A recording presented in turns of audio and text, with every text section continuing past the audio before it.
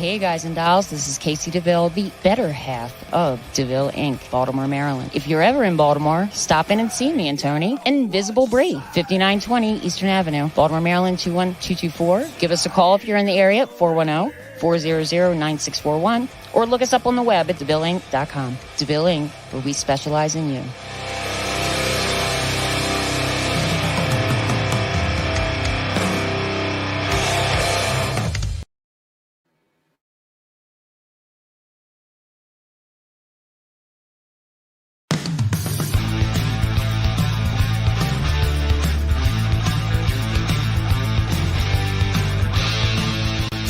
Small hollow in North Carolina. There have been several Bigfoot sightings.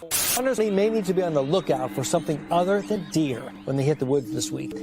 He hadn't been spotted recently, but according to these pictures, the legendary Mothman is back. The number of UFO sightings is soaring tenfold over the past 25 years. Now, she's not talking about people. She is talking about ghosts hanging around what some say is a real-life haunted house.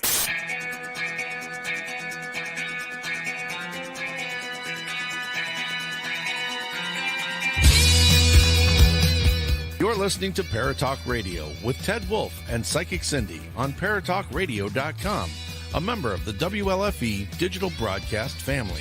Paratalkradio is your one stop for all things paranormal, the unknown, and the supernatural. Join us every Monday night at 8 p.m. Eastern, 7 p.m. Central for discussions and guests on topics such as ghosts, hauntings, Bigfoot, UFOs, and more. This broadcast is rated M for mature and is intended for listeners over 16. The topics, views, and opinions expressed on our show may not necessarily reflect the views or opinions of Paratalk Radio, our hosts, or our sponsors. Now, live from J-Wolf Production Studio in Ontario, New York, here are your hosts, Ted and Cindy.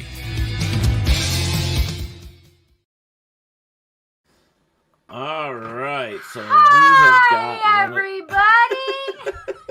Hey, Cindy. Just pops right in there. Wait, no was I still muted? No, well, no, I got you unmuted. I hear you. You're good. Okay, good. Did everybody hear me say it. hi to them, though? Yes. Yeah, yes. If they didn't, then I don't know. So, all right. So we got a good show for you tonight. Hello, a couple Nick. things. What's that? I said hello, Nick. Hello, Nick. And Robert.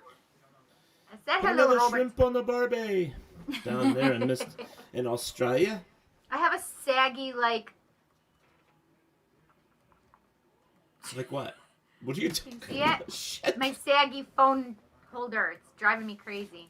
All right, well, I just dropped mine, so there, now we're even. So, anyways. Thank you, Robert. Hi, Barry. So, Thanksgiving's coming, Christmas is coming, and there's a lot of, yes, hello, Barry, there's a lot of things floating around out there that just gets pushed, like, really fast and heavy and all that stuff. I remember fast Halloween. and heavy? Ha ha ha. Nice look. No, but we were talking, one of the last shows we did was about Halloween and how Halloween hadn't even been there and they were already putting Christmas stuff out. It was just crazy. Dude. So, yeah, it's just getting worse every year, I think. But yeah.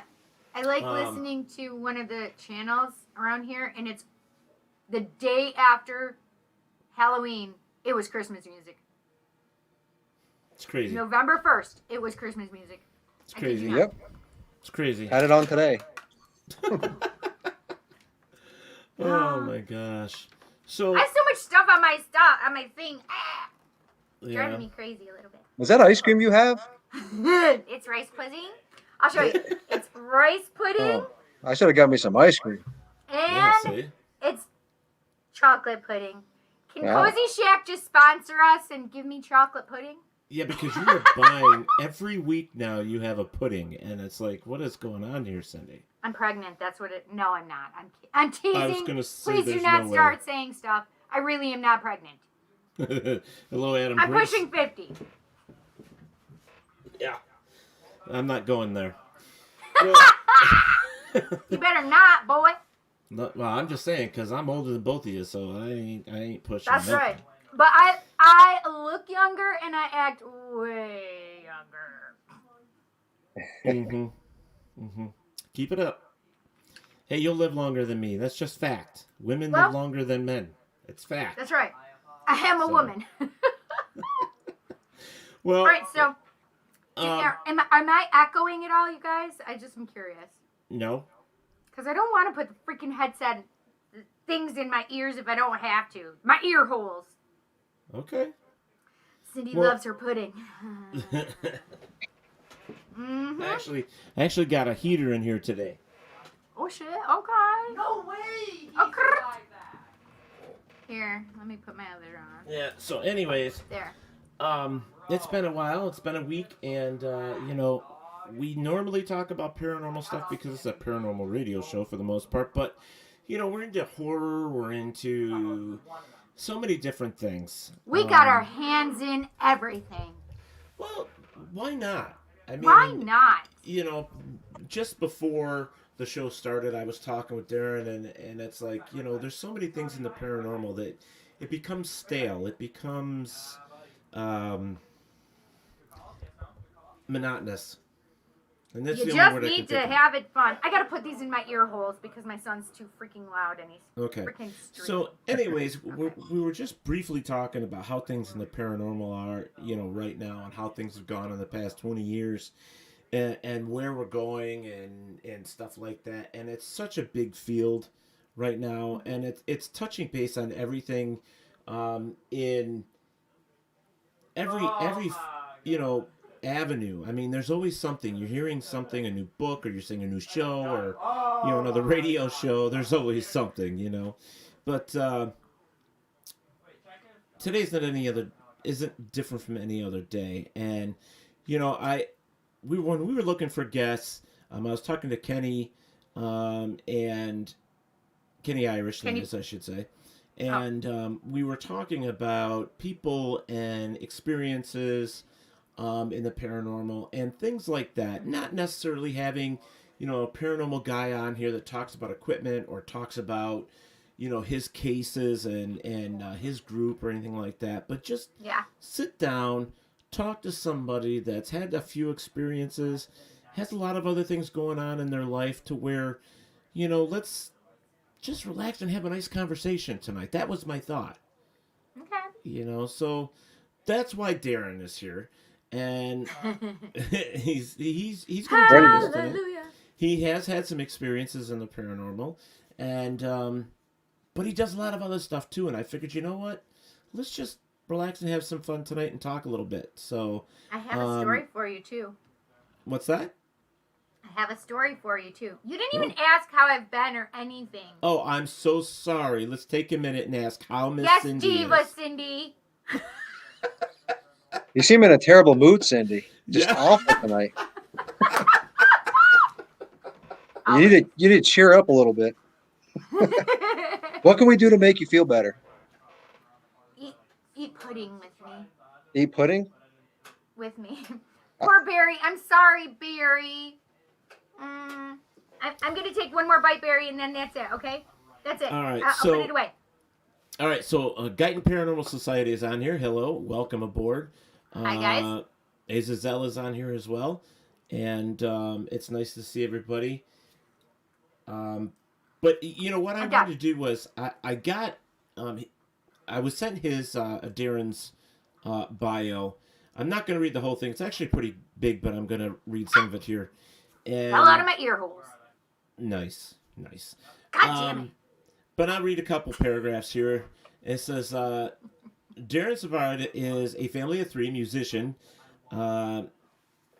distribution professional, baseball player, outdoorsman, fitness and travel enthusiast. Okay. He is also a homeowner and a fourth-generation native of rural northern Vermont. I love Vermont, by the way. I've never been there. Oh, me neither, but I want to go because of Ben and Jerry's.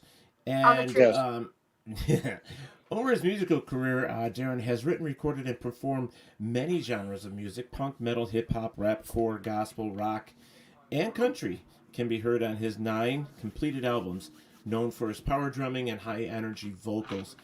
Darin has had independent success performing. Do it. What? Do it. Do it now. Let's go. Let me hear him. I don't think you can handle it, Cindy. What? I don't know if you can tell, but I'm pretty high vibrations. You don't have enough energy for my kind of music. I do. Well, are you screamo? Because I could totally screamo. I'll everything, all in between. I can scream. I can do all sorts of things. All right, I got it. Okay. All right. So let me finish this. All right, guys? Yes. All right. It says, where was I?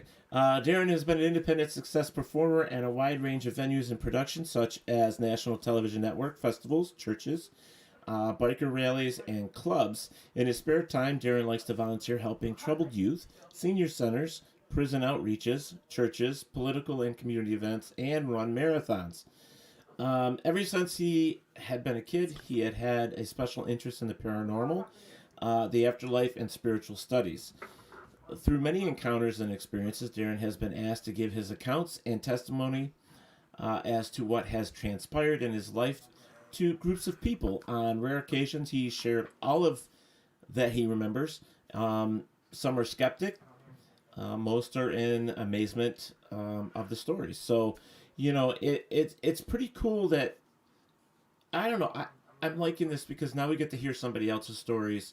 We don't have to worry about, fact or fiction from, some investigator. We don't have to worry about anything special. We're just here to chat, have a little fun, and hear some stories, and basically put Darin in the light for us tonight so that everybody out here in comment land can ask questions and so on and so forth and just have fun.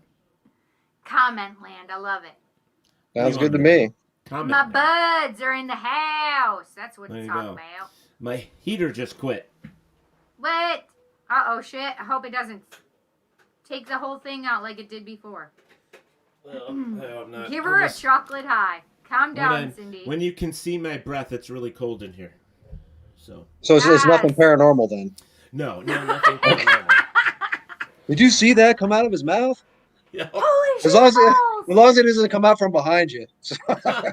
Jesus, listen. Well, there's a ton of Godzillas back there, and if any of those start moving, then... If they start moving, we are calling some Ghostbusters in for you. I'm coming over there. I'm leaving my house, and I'm heading down there to start saging the shit out of your house. What do you got in that pudding? Where does that pudding come from? It's just regular pudding. It just regular me. pudding. Okay. It's just me. I mean, it's just me. Ask Teddy. It's just her. I'm just wild. She doesn't need any of those 5-hour drinks or anything. This is kind of what circulates in her blood, on a normal basis. There's not enough hours in the day for you to take a 5-hour energy drink. Oh, hell You've already got it covered, so. That's right. Yeah, definitely. So let's start this out with now. It seems like you're semi-talented. I mean, you have your feet in a lot of different projects, or you just love everything that you do. I guess is the best way to put it. You're doing a lot though, and you've accomplished a lot. And how old are you? I was going to ask. You can't be that old. Me?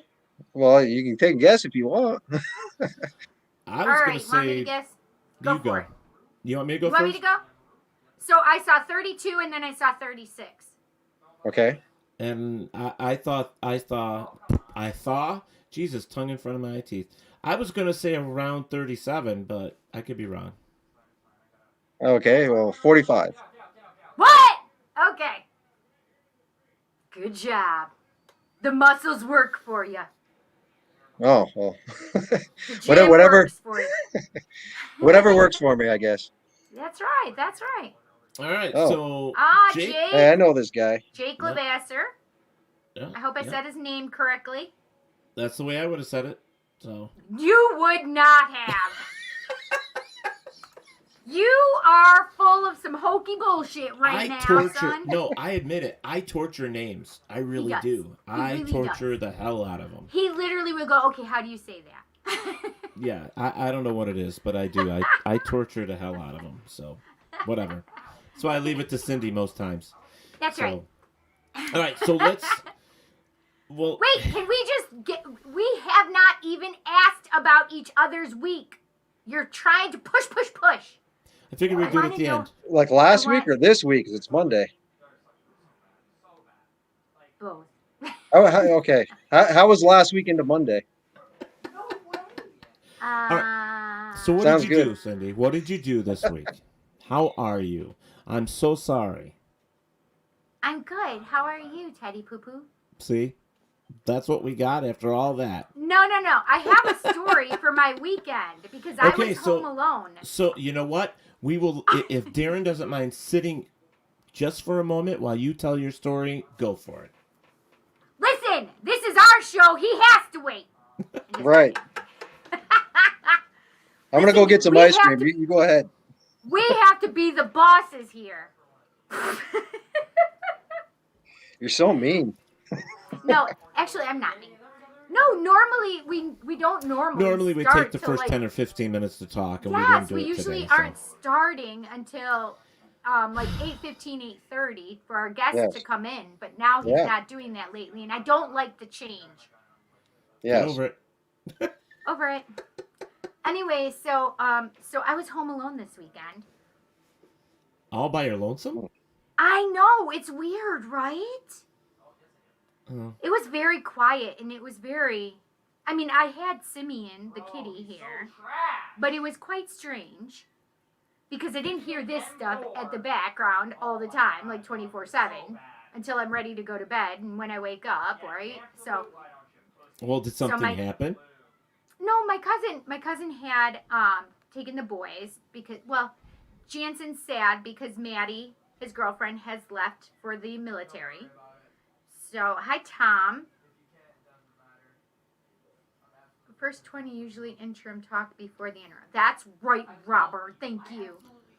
Anyway, so Kelly had the boys because Jansen wanted to be around friends and stuff and their cousin. And so I'm here Friday. I'm like, holy cow, I have the whole weekend by myself. What the hell am I going to do? So Friday night, it started, like Kelly came and got them. It's like 5 o'clock and I go to bed late, Teddy. So I'm going upstairs. It's like 1:30 in the morning. And this is not a drill. Morning, Tom Nally is in the house. Nick, you're so crazy. So I go to the bathroom, and I'm coming out of the bathroom, and I start heading down toward my bedroom, down the hallway toward my bedroom, and then I turn back around, and everything is dark, except the light in the bathroom. So the bathroom is here. The stairs are right next to me, going down. Jet's room is right across from the bathroom. And there is a window right in front of me on that wall, right? Okay. So it's the wall has the bedroom and that bedroom on the left and the bathroom on the right. Okay. And the stairs, I was at the railing, so if you go down around the stairs, they're right next to me. I'm coming because I just turned quick and came around. There's this two little blue lights about this big right next to each other. And I knew immediately what they were. They were two little blue lights, and they were not on the wall. They were literally just hovering above about this high from the floor. Not on the wall, just in the middle of where I would have to go down to the stairs or to Jet's room. Jet's room is completely black. There's curtains on the wall, or there are curtains on the windows. There's no light possible coming in. So you know me, Teddy. I'm immediately in skeptic mode. So I'm trying to disprove any reason for these anomalous lights, right? Because they shouldn't be there. There's no fucking reason for them to be there. Right. So I'm like, okay, all right, the window's right there. I'm like, let's go trajectory of lights from headlights. I'm like, nope, can't. There was nothing coming eastbound. There's no lights coming in toward me. I'm like, okay, what about going westbound? I'm like, no, because then you'd bend crooked. Nope, can't do it. I'm like, okay, living room door is right 10 feet from the stairs when you go down the stairs. I'm like, can't do it because where the lights would come in, number one, there's a curtain over the long window on the door. And number two, where the lights were, you would not be able to get the light coming through because the top of the ceiling, the arch, where the top of the box of the door, whatever it's called. The frame. The frame, thank you. The frame would have stopped it. You wouldn't have been able to see it because it wouldn't have gone high enough. Do you understand? Okay. I had nothing reflective on. There's nothing to reflect. Why do I see those lights? I wasn't there, but I have no idea. So, the last time these lights have been seen were years ago here in my house. And I was doing an open house. So we did an open house. So when I had open houses here, I would do readings up in my bedroom. And then everybody that was waiting and stuff, they were having refreshments and stuff. I would do a seance for anybody that wanted to stay and do it. So it's like 1 o'clock in the morning, 2 o'clock in the morning maybe. And there's like 1, 2, 3, 4, 5, 6, 7, 8, 9 of us down on this living room floor. But 8 of us in the room. Jesse was sleeping.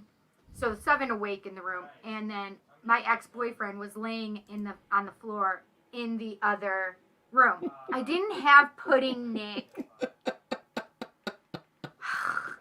So everybody, Rachel we had a candle on the floor, and Rachel was there, and I thought all of a sudden, because I saw this yellow-orange light, it looked like a candle flame to me, and it went zoop, and literally went between me and Heather, who were sitting right there, and I'm like, holy shit. And then I realized that it wasn't something, because I thought that she just was playing with the candle and the flame, sometimes it'll jump or something, right? Right.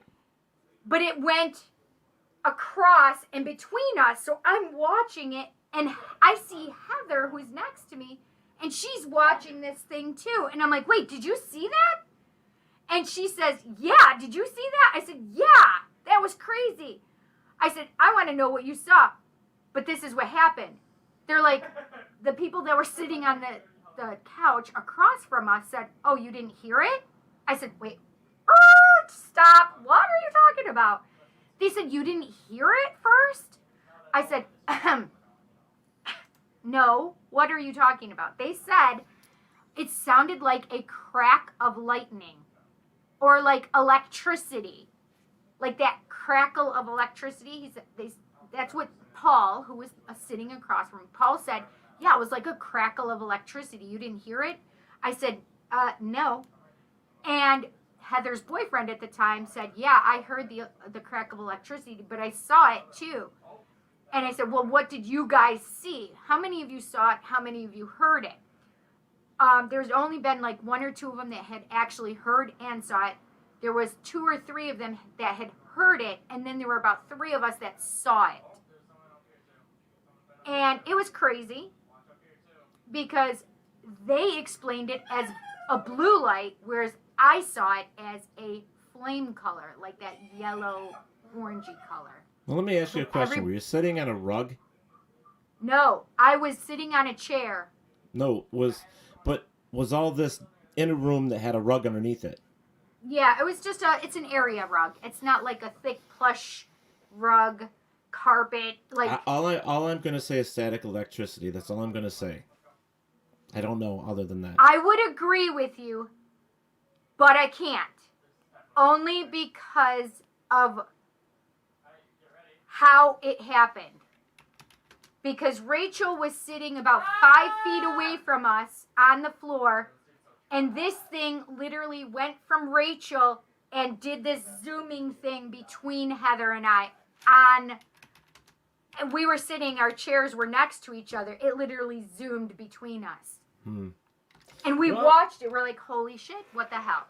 That's kind of cool. I mean, if you've got all those people that saw it and heard it, I mean, that's cool. I mean, that's... It was witnessed, yeah. So I mean, it's unexplained. It definitely falls within the paranormal realm, so, that's cool. Hello, Mr. Chris Sanders. Hi, Chris.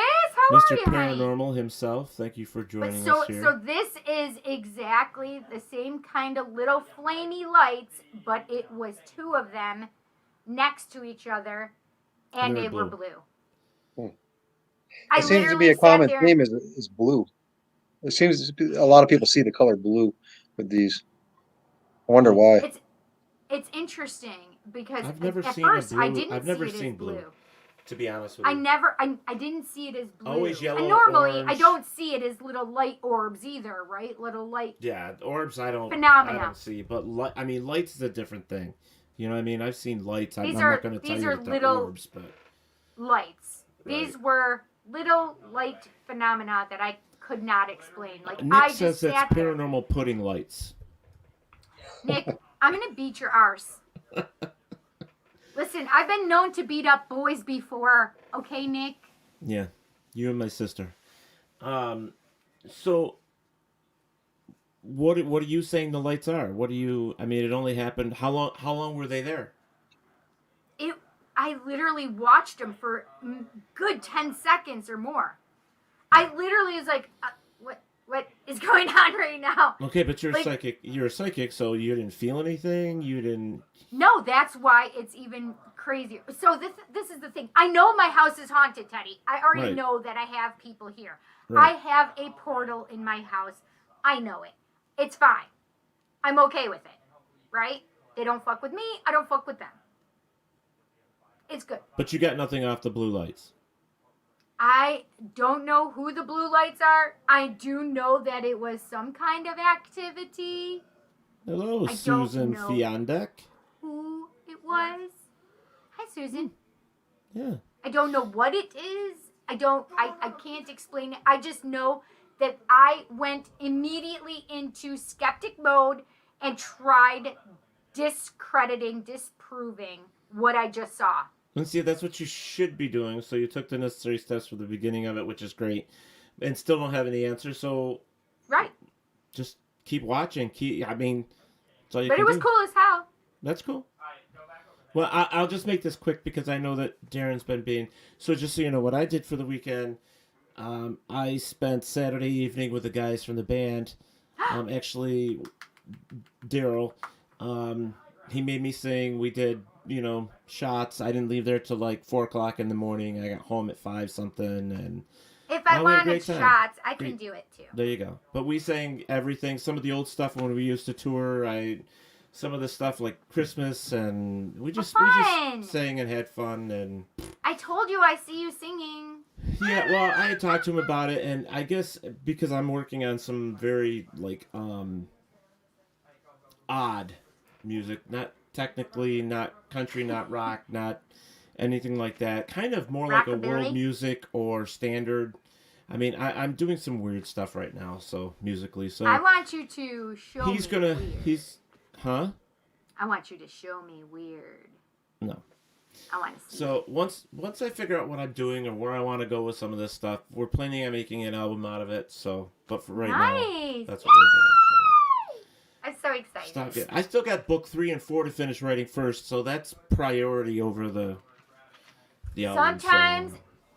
Sometimes you just have to allow, and I told you this before. Creativity does not mean that if you start something, I have to finish it right now. It's all about divine timing. It's like it's an ebb and flow, and sometimes you're feeling it, and sometimes you're not. I know. Yep. I know. You just allow. That's right. I think one of the best songs we've written happened organically between the four of us, and it was pretty much set and done in 15 minutes. Mm-hmm. It was just the bass player playing a riff, the drummer starts playing. Right. Guitar players. Then I just suddenly get these lyrics, and it ended up being one of the best songs we wrote. That's amazing. Yeah. That's fantastic. Yeah, sometimes that's the way it is. And then some can take you months to write. I mean, that's the way it was for us. I mean, so. All right. So, let's get into Darin here. Let's talk about him. Welcome, everybody that are just popping in here again. Thank you so much for joining us here. Cindy just wasted 30 minutes for us, which was great. I'm just picking, honey. I'm just picking. I can't wait to see you, Teddy. Why, so you can hit me? All right, so, Darin, let's talk about, so obviously you're a father, you got kids, which is great. So how many kids? Got three girls. Oh, shit. Okay. Good kids, good kids.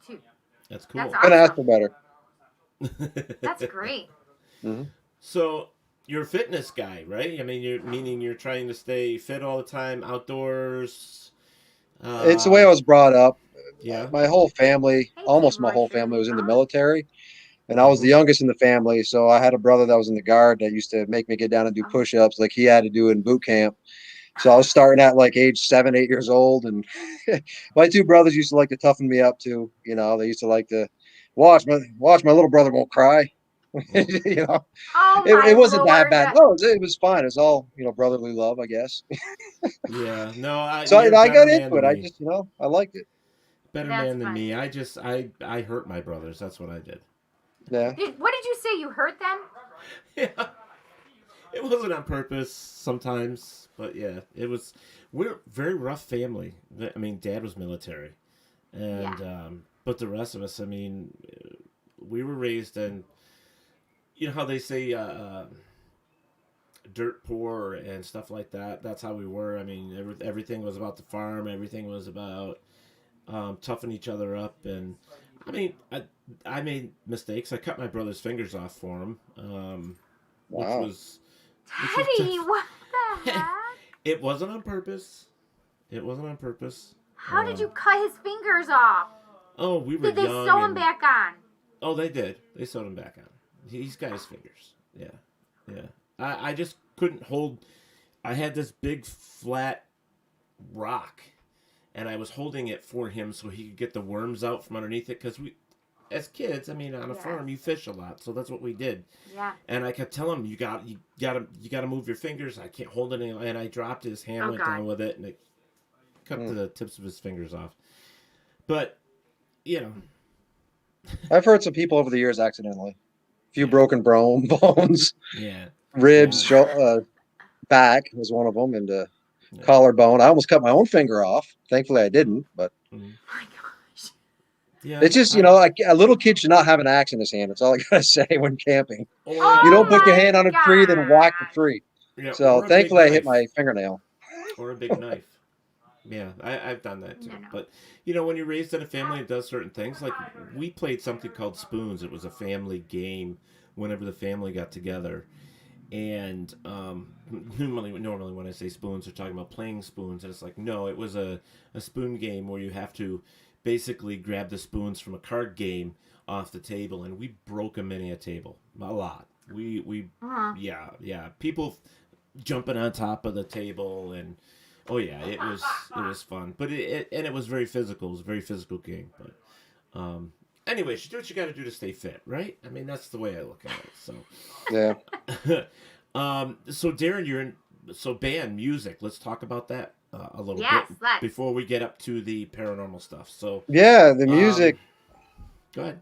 Yeah, the music started when I was pretty much born because my dad was a phenomenal drummer, and he played for some notable people like Tammy Wynette and George Jones as a fill-in, and he was really well known around here, and there's a lot of people who used to follow him in his band. My brother played for the Air Force Orchestra. I had another brother that passed away that played guitar and sang. Uncles, all played music and recorded albums, so I was kind of born into it, and I always hearing drums in my house. Yeah. Then my father decided one day to get another drum set.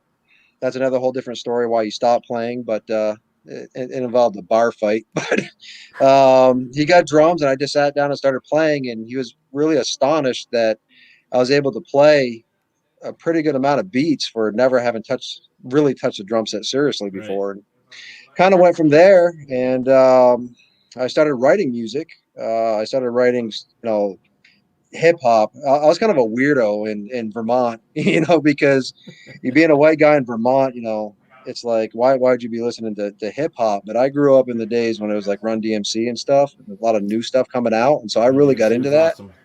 Awesome. And they started crossing with Aerosmith, who I also loved. Oh, And it had the crossover songs like Walk This Way. So I'm like, that's the path I want to go. I could hear that. yeah. Then you had Public Enemy with Anthrax getting even heavier with the music. And I just fell in love with the music. And I ended up meeting Kenny, somewhere along the way during that time era. And he was a metal guitar player and played punk and stuff like that. And so we kind of meshed styles. And it went from there. And we just played in bands and created a lot of music, played a lot of venues. We both did side projects on our own. Nice. Played with a lot of side Wait, band. What was Kenny that? are you talking about, Darin? Kenny Talking about Irish. your Kenny. Oh, Kenny Irish. He was my Kenny before he was your Kenny. Actually, But I know the older Kenny. Yeah, we got a couple Kennys, so it's like, yeah. We have a couple Kenny Irish. Yeah. So he definitely has the style for what it is we were doing, and really bring the K funk, and play that metal guitar. It brought the sound that I was looking for with the rap, and we went all out, man, on the stage. We're pretty crazy. That's good. So that's kind of in a nutshell. I mean, there's a million stories in between, from the biker rallies to clubs, and I mean, you name it, some crazy stories. That's another talk show. I literally, as you looked off, I literally just watched you watching memories in your mind. Yeah, there's some good memories. That was crazy. There's some good memories. I loved it, man. It was just, we got some old fans that are watching us tonight too. They used to watch the music, and they knew we were nuts. So it was part of the draw, just the high energy stuff. Onto yogurt. And you know what? I mean, I know exactly what you're talking about. So, Lori? It's music. I like what Lori says. She says, love the crossing of genres. I do too. Yeah. I thought that whole thing with Run DMC and Aerosmith was like, it was so cool back then. You know what I mean? We decided to start pushing the envelope even further. So before we even knew who System of a Down was, or guys that really pushed the envelope, we were already crossing from, we took rap and metal, so we tried to incorporate punk.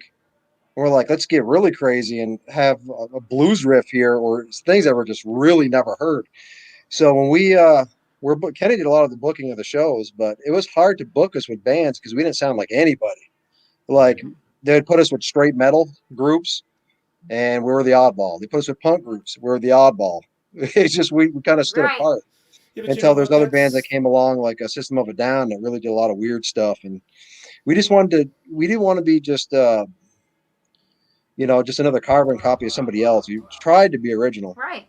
So I think that's the whole point of music, is to be yourself, and to, I mean, one of the things that my band had a problem with is we could fit in anywhere because we played everything. The only thing we didn't do was rap. But it's fun when you can hit all those different genres and come out with sets of just like stuff that they don't expect. Yeah. They're so used to certain things when you play, let's say you play a country club versus like a rock club, and all you do is play country all the time or rock all the time. It's nice to throw some of that other stuff in there that nobody ever hears, and people are like, oh my God, I didn't know they could do this stuff.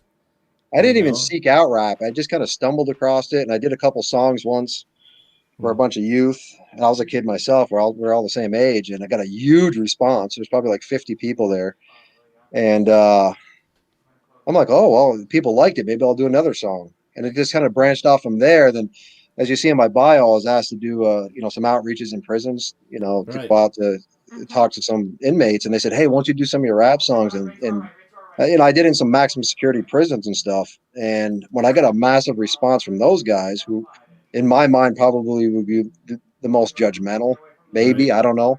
Maybe that's just me perceiving that. Got a huge response. I'm like, maybe I got something here.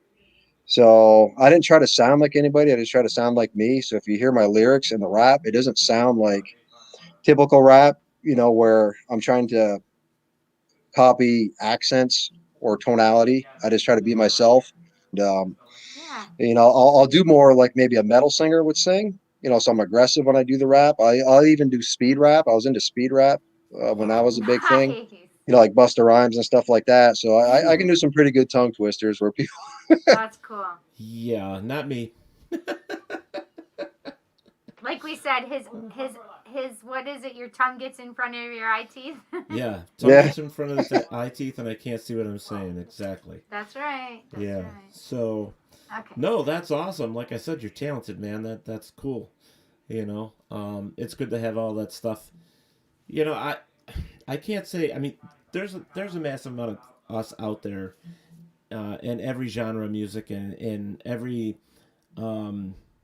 avenue that are talented, multi-talented, but never get to make it. Never get to expose themselves to the producer that wants to, give you an album or sign you or whatever. But, I think what really matters, like for me, I mean, I've gone through that whole process down in Nashville, and I created an album, I did a video, I came home, and it's like I ended up just becoming the, local band guy. And I'll tell you something, I had more fun doing that.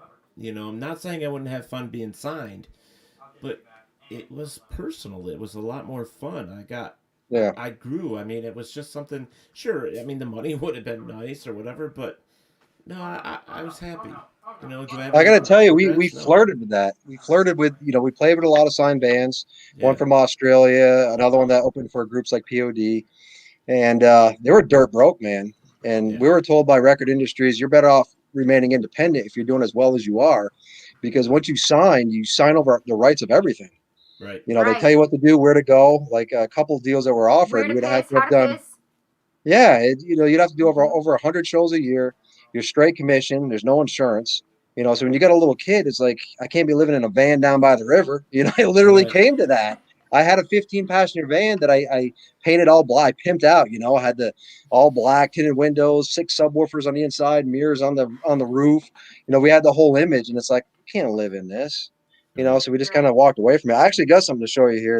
I'm just going to show you want to see? I'll just show the inside, sir. So there's me and Kenny right there in one of the inserts of one of the albums. See that all right? Cool. That's crazy. Little show and tell. Fun. Yeah. So, super fun. Music, the industry of music, and even movies and stuff like that, it's not an easy life. It's rough.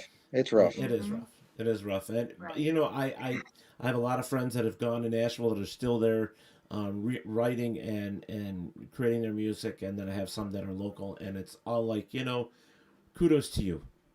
If you're still single, you don't have a family. If you can do it, man, do it. But some of us just can't, There's other things. As like I like to say, life gets in the way. There's other things that force our hand to do what we need to do to protect or raise the people that we have or whatever. We do what we have to do. Once you get into it, you gotta be willing to sacrifice everything and be willing to walk away with nothing. Yeah, exactly. Exactly. I want to hear some of your music now. Check it out.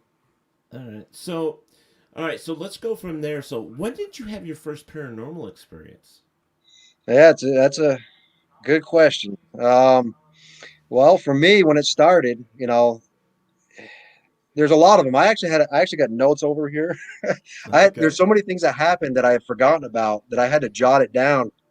Good idea, actually. Yeah, it's so I'll go back to. I'm gonna guess I was about 7, 8 years old. I'll give you a little background here, and I didn't know this at the time. But I grew up in a house. It's one of the oldest houses in the area of that part of Vermont. It was a 3-story brick house. I'm trying to give you an image of what it looks like. So it was a big house, older house. It was built in 1900, exactly 1900. And it had a lot of secret rooms in the house, which is weird. The people that moved in after we left didn't know it was there. My brother stopped in one day when it was being sold and showed them, look, did you realize there's rooms in the closet where you pull out the paneling and there's a door there, and it had a whole inside other rooms that wrapped around the house. on the third floor. And it turns out, and I'm pretty certain of this because this is what I was told, that the house had a lot to do with the Underground Railroad. So if you ever look at Underground Railroad maps, it goes right over Vermont. So there's a lot of houses in our state that were used for the Underground Railroad. So giving you that background, I didn't know this as a kid. I wasn't exposed to paranormal or scary things. My mother really sheltered me, so my experience was 100% organic and out of the blue. I didn't have any preconceived ideas in my mind or planted seeds or an imagination. It didn't exist to me in my world. Right. So the drums were a big thing to me. And my brother had his drum set on the third floor. His bedroom was up there. And I went upstairs one day. I wasn't really supposed to be on them, but I went up and decided to climb up on the stool as best I could. I'm young, so my feet cannot reach the pedals. Right. Get the drumsticks, and I started playing. And I remember it vividly because being a kid, I feel good. I'm excited. I'm playing the drums for the first time, and I'm hyper fixated on what I'm doing. Undistracted when a kid is in play and they're playing with their toys. That's all that exists in their world at that moment. Right. So I was up there for quite a while. And all of a sudden, as I'm playing, when somebody walks up behind you, you get that feeling. Mm-hmm. And the hairs, I just remember getting goosebumps and just feeling like somebody just went right over my shoulder, like right there, like I could feel them. And so I turned around, so I was startled, like somebody came up to tell me to get off the drum set, and I turned around and nobody was there. When I saw nobody was there, I just took off like a bat out of hell. I mean, because I'm like, holy crap, what was that? I couldn't explain it. I went down the stairs so fast, I don't think I touched the step. I just literally all flights of stairs down to the bottom floor, went running through the house, and I didn't tell anybody, because I didn't want to be in trouble for playing on the drums. And but it was super scary. Shortly after that, I started having nightmares, and as kids will have, but it was a reoccurring nightmare about the third floor where I was. And I've never had a dream like this ever in my life, where there was such intensity of feeling. And as a kid, I couldn't describe that, but it was so intense. I can't even describe it now. I mean, I've had dreams or I've had feelings, but this was like a crushing feeling. And it would come down from the third floor, whatever it was, grab me and try to drag me back upstairs. Then I would wake up. And I kept having that reoccurring dream as a kid. I didn't tell my parents, I would just beg to sleep in their bed because I was afraid, and they couldn't understand why. And they say, no, you got to sleep in your room. You got to sleep in your room. Okay. So I would fight with them over that. What's that? I was it Kenny Irish up on the third floor? Yeah. No, I just saw him. Oh, okay. He said, "Oh, Ted, I just sent you an old school pic of Darin and myself before a show in Messenger." Nice. Yep. Okay. I got lots of those. Continue on. So yeah, so I was having those reoccurring dreams, and it was really upsetting to me. I started to really hate my house. That went from that experience to additional experiences, and it got weirder and weirder. I'm not certain of the chronological order but it happened over a span of years. So it didn't happen like in concession day after day or week after week. It just I didn't seek it out, but when I was a little bit older, my parents are very old school and said, when you leave a room, you shut off the lights. You don't need to waste electricity and all that kind of thing. Right. And this is the days before touch lamps existed. Mm-hmm. And you had the big lamps with the big, the turn knob that clicked. Nah. Yep. And, and if you're a little kid, sometimes you had a hard time really getting a grip on it to turn it. So my parents used to have friends over a lot, and they would have some drinks and talk around the kitchen table. And I was in the living room while they did that. And I played my toys, and it was nighttime, and I had the lamp on in the living room. And I went into the kitchen. They said, you need to go shut the light off. Or yeah, that's right. Okay. So I go in, I click it off. I come back in the kitchen. I get yelled at. I told you to go in there to shut the light off. I did. My mother goes around the corner, looks. No, you didn't. It's on right now. Okay, you go in there and do it, because it's one of those things your parents, you're going to do it. I'm not doing it for you. Right. I go back and I do it again. Repeat it. I told you to shut the light off. So I'm like, all right, somebody's screwing with me. So my mind's thinking, my older brothers. Now, mind you, like I said, I'm the youngest. My oldest brother is 14 years older than me. The next youngest in the family is my sister. She's 8 years older than me. And I got another brother that was 12 years older. It turns out they were not in the house whatsoever. Everybody's in the kitchen. The only thing that was beyond that side of the living room was the parlor room, which is all wide open space. Then my parents' bedroom. So there's no entryway from the house to hide or anything. Right. So I'm like, all right, I'm going to outsmart them is I'm going to unplug it. Done deal. So I unplug it. I go back in. They said, I told you to shut the light. I'm really in trouble now. And I went back in because they saw it was on and it was off. When I went back in, I said, but it's unplugged. So they were seeing it on while the thing was unplugged because I just unplugged it and went back into the kitchen. So that freaked the hell out of me. You know, if I tell my parents that, they'll never believe me and think I'm just a kid playing games. So that was the second experience I had. Third experience I had in the house was finally sleeping in my own bed. And I used to put the stuffed animals around me because I was afraid. I had a million of them, and I'd create a fortress to somehow create like security, false sense of security. I don't know. Right. And just lay there, wide awake as could be, trying to fall asleep. And then my bed just starts shaking all different directions. It starts getting crazier and crazier. And it kept going. And I laid there terrified, didn't know what to make of it. And I finally it finally stopped.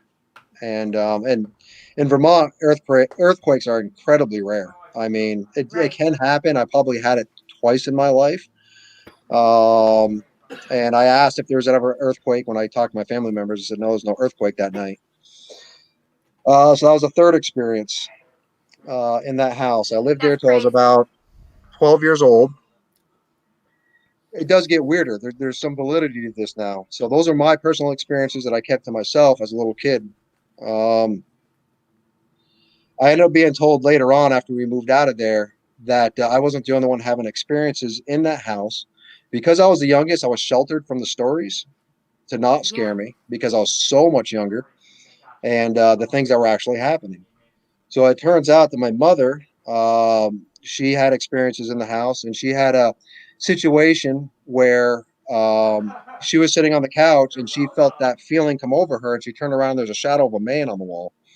Now, again, to describe the house, we had the second and third floor, and my grandmother lived on the first floor. So you had to go up a flight of stairs. When the cars went by, there was no reflection of lights.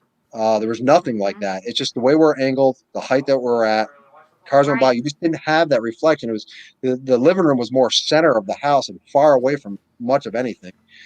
So she was seeing a shadow. Then I learned that my brothers were seeing shadow people going up to that third floor where their bedroom was that would dart across. My sister would hear. Cemetery near there?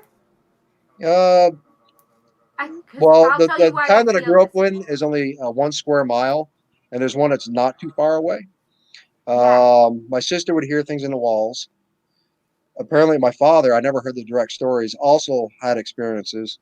And my grandmother downstairs, and I do remember this, she would call up terrified that she heard people walking around inside her apartment downstairs. My father, who was a security guard, owned his own weapon. I don't know if he had a Colt 45 or what it was.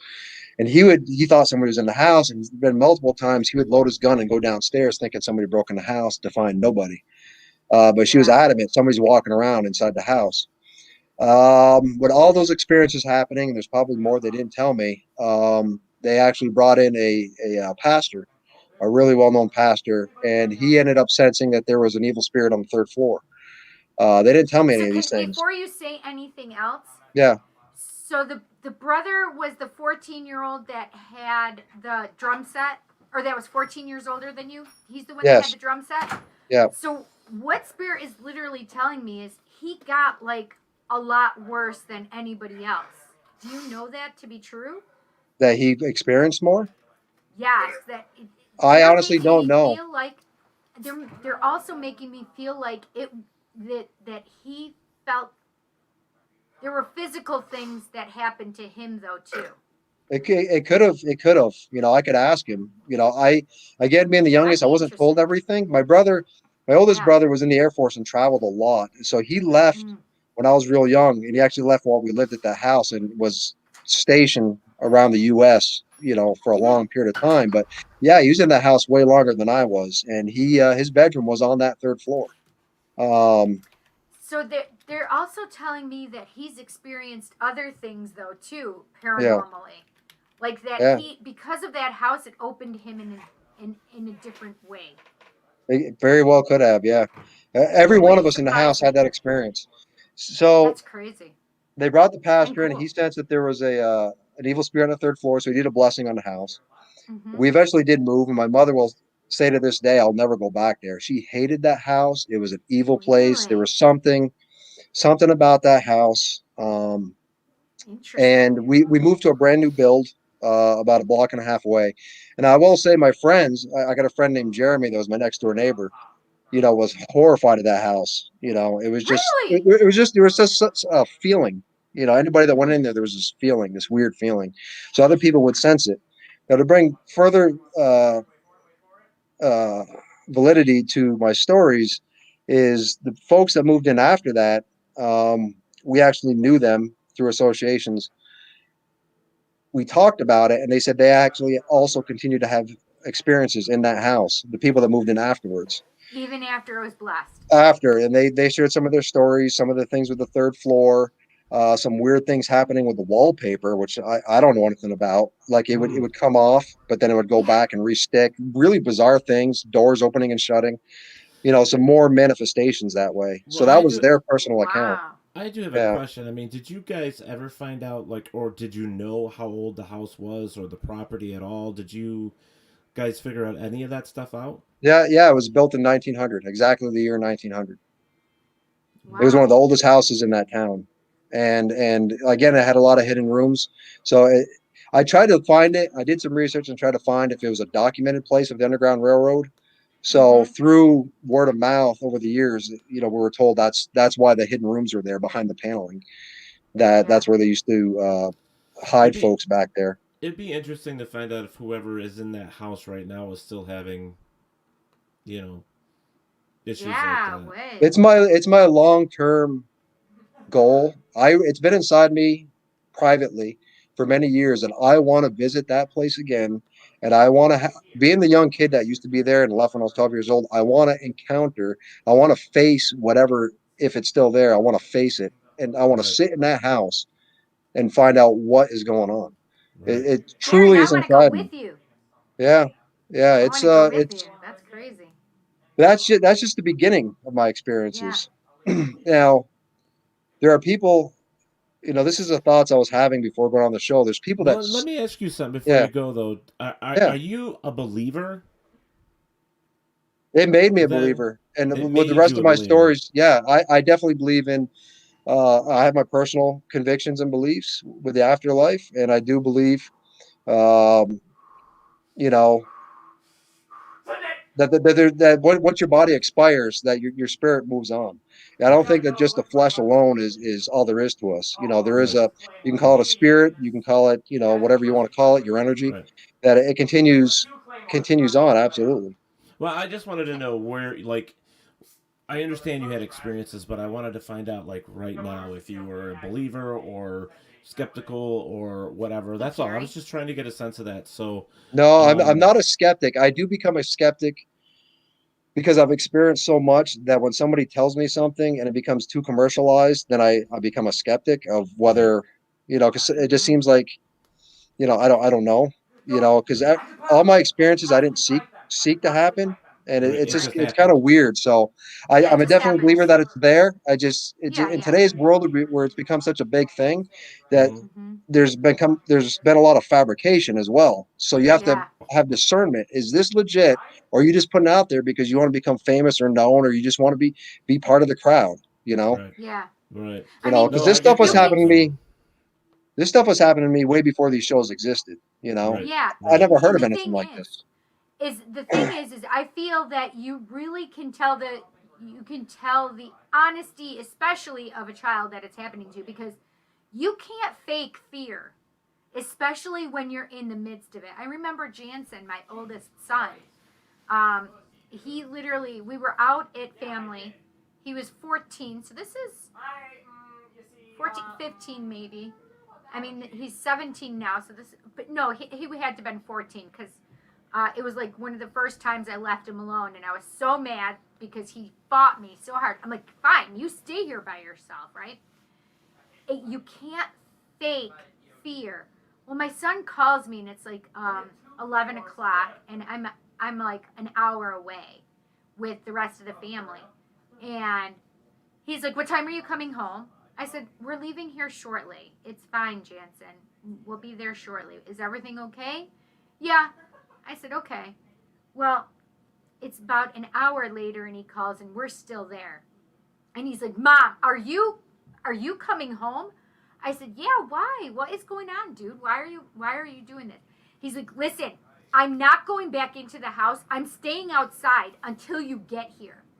And he had that fear inside of him that I'd never heard before. He literally would not tell me what happened. I didn't find out for 2 years what had actually happened to him. And he literally waited outside with just a pair of shorts on, and it was Thanksgiving-ish time. So it's cold up here in New York. He did not have shoes on. He did not have a shirt on. He had a pair of shorts on. And he was standing out in the middle of the yard when I got here. Yeah. And he was terrified. And Yeah. it took 2 years before I actually found out what had happened. And how he explained it was all of a sudden he just kept hearing some little things. And he ignored it. But then all of a sudden something happened and he got scared and came down into the living room in front of this door, and he was about to take off and go outside.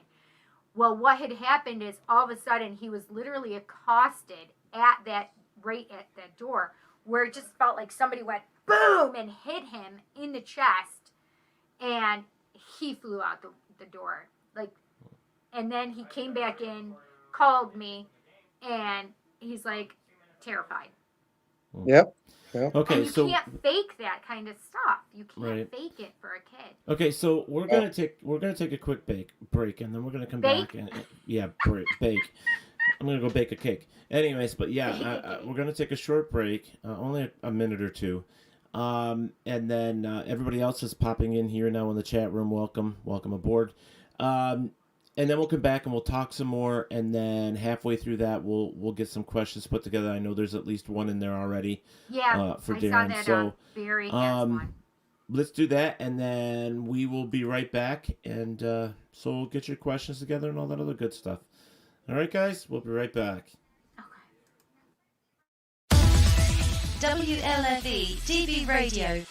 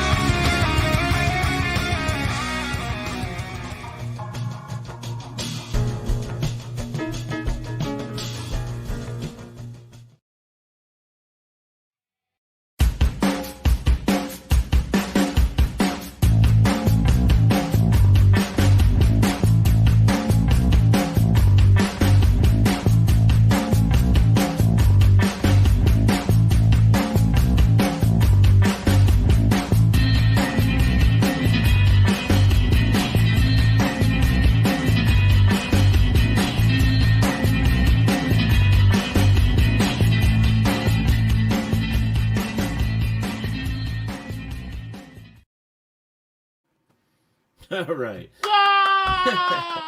So we've been sitting here talking with Darin Savard, and he's been filling us in about his experiences with the paranormal. And while he was doing that and the commercials were going, Mr. Kenny Irish had sent me a picture of the two of them back in the day before. Well, it's probably been a while ago. And so I'm getting that loaded up here so that we can show that in a moment. But yeah, so guys, there is one question here, and I want to hit it before we forget it because sometimes they get passed up. But Barry Martz actually is asking, what was the house made of? Was it like a brick home, a stone home, a wooden home, all of the above? It was all brick. It was a huge brick house. Yeah. That's totally what I picked up. I was going to answer it. Yeah, it was a massive brick house. Like I said, 3 floors. Wow. Yeah. Was there also very old. a basement and an attic as well? There was a storage space up there. Yeah, there was a crawl space, I believe. The basement was super scary. To get to the basement, you actually had to go outside to the wraparound porch, open up the hatchway, and go down a flight of stairs. And it just had dirt floors with the rocks around that made the walls up. That's scary. Million spiders. While I got the opportunity, I'm going to do it for you right now. Here's a picture. Yeah. I remember that one. Wait. Okay, so this Me licking Kenny's ear while he picked his nose. That's a classic. You were the one about to lick his ear. Yes. That's what you do in the bands. It creates unity. Yeah. We just got it. We just hit each other. That's all we did. No, we did that too. Each other. Oh my gosh! So no, that's cool. That's very cool. I think that was the night I chopped his guitar in half. I'm not sure. Oh, it was at that place for sure. Yeah, it was just high energy. Like I said, we hit the first song, his brand new baby guitar, and I did one of these windmill things, and came down and snapped the thing right in half, the neck. Oh wow! We speculate there's a defect, but I just think I just got that much karate chop power. I don't know. I like to think that I do. Yeah. There you go. That sounded a little bit like Miss Piggy there for a second, Cindy. Wait, I sounded like Miss Piggy? Yeah, that's what it sounded like. Yeah. Oh man, I wish I could do it again. That's okay. So I'll have to think about it. Terry Donna says I took that picture. I took that picture. Well, I'm sure amongst millions of others. Okay, the credit goes to Terry Donna. Terry Donna for the win. There you go. So as you were going, so this stuff just escalated for you. You know, in that it did. Actually, looking at my notes on commercial break, I forgot a very important encounter in that house is a Saturday morning. So things don't always happen at nighttime, and I'm sure anybody that's had encounters realize that. Exactly true. It's a big fallacy that it only happens during the nighttime. It happens all the time. Right. You just don't notice it during the day. Just don't pay These dramatic experiences are burned into my memory. So this particular one was at the same age time where it was a beautiful Saturday morning. And I'm all excited for breakfast and cartoons, and my mother was still in bed. Everybody was gone from my house that day, except for my mother. And I came out into the living room, and I had an audible voice speak to me from somewhere up here. And it wasn't subtle. It was loud. And it said out of nowheres, that it pretty much was going to get me. And it was very bizarre because there's nothing up here. It's just, the ceiling.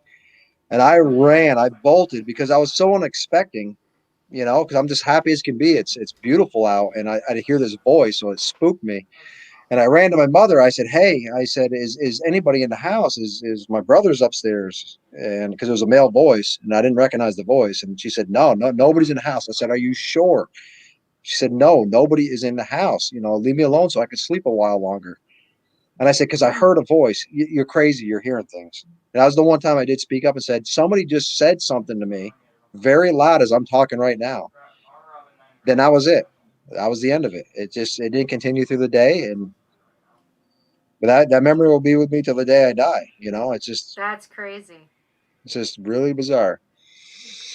What's crazier is that your mom had these experiences, but she was telling you no, that They sheltered me. They sheltered me. See, I didn't tell them about my experiences until I became a teenager and we moved out of there. And I was actually told, my mother told me, don't tell me this. I said, well, why? And that's when I heard the stories. It was years and years later that I heard their stories that, well, because this was actually going on in the house. And it scared the living hell out of her that she didn't know that her baby was experiencing these things. So I kept it a secret from them, and they kept it a secret from me. They felt as long as I was sheltered and didn't know about it, maybe I would be untouched. So did your older siblings tell your parents that this was going on, or no, they didn't? I don't know. I don't know. That's crazy. I never asked. We've talked about it all together in the past, but it's a question I never asked. You know, I'll ask them now for sure, but yeah, years later we talk about it and they're like, oh, that house. You know, but again, I wasn't told things. They just happened to me, you know, so those seeds were planted in my head. Yeah. Now, when we moved out when I was 12, we moved to the new house. Nothing happened. It was gone. And I felt great. I could sleep in my bed. It was great. So 12 years old, nothing happened for years. A little bit of sad story where it started to pick back up is I had a brother that passed away of a tumor. The second oldest brother, he passed away of a tumor. And when he passed away, both my father and I had a simultaneous experience, and we went to a church, and which we never do at the time. And my father, you know, just didn't go, but we just did, which was bizarre. Me and my father doing something like that. And so we were there. Then we left. It was a church service, and we're sitting in the car. My father turns to me and he goes, "Did you feel that?" I said, "Yeah." I said, it felt like my brother, I'm not going to say the name, you know, but my brother was behind me with his hand on my shoulder. He said, yes. He said, I felt the same thing. And I said, which shoulder? He said, this shoulder. I said, well, it was my shoulder on this side being touched simultaneously.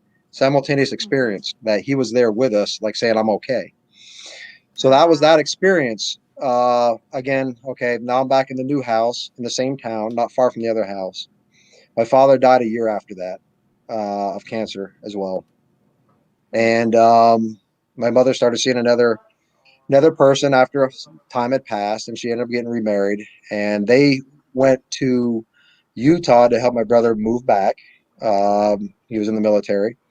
And I was in the house completely by myself.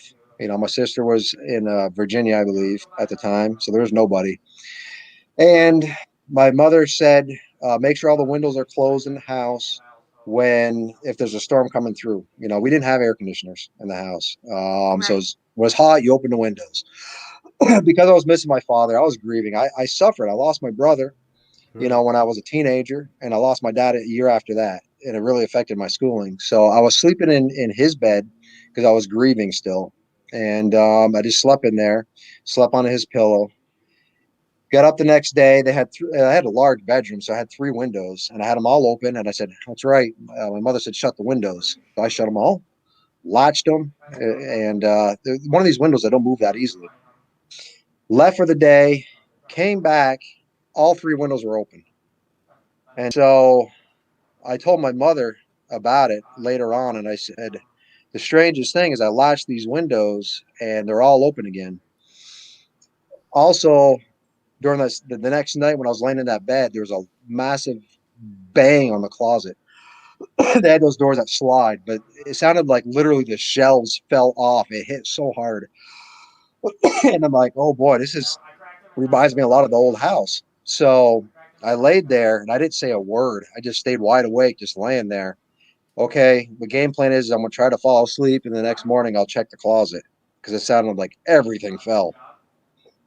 I checked the closets, not a thing moved. So there's no explanation as to why that door literally sounded like somebody, either the shelf came down or somebody kicked it as hard as they could. So my brother moves back. He ends up sleeping in that room in the recliner that was in there because he had a bad back. It was the only place he could sleep. I find out later on he was having experiences in that bedroom. And it turned out that a psychic who did a reading on that place said that they could sense that my father had come back, was fiddle faddling around the house. My father liked to play pranks and jokes. So is one of these things that maybe jokes are being played, trying to get my attention. Now I started to think to myself, if you pass away and you could see the folks that would you try to make contact? I think I probably would. I do, like I said, I have my personal convictions and stuff, and I believe in certain things, and but I also believe that we don't know everything, because we haven't died yet. Right. So we don't know all the answers yet. So it's very real things that have happened. But I will say, to bring more validity to these stories about the afterlife, is the pastor that I told you about earlier that did the blessing on the house. He ended up passing away in that house, where my mother called an ambulance. He started having a seizure, and they rushed him to the hospital. He had flatlined. They had to bring him back, and he did come back. They brought him back to life after being out for so long. It was a substantial amount of minutes. And he told his story of what he saw, and he said he absolutely was not gone. He actually didn't realize he had a seizure. He was drinking a coffee. My mother always made him a coffee. He spilled it on himself, didn't feel it. All he remembers is getting up in the living room, saw everything as it was.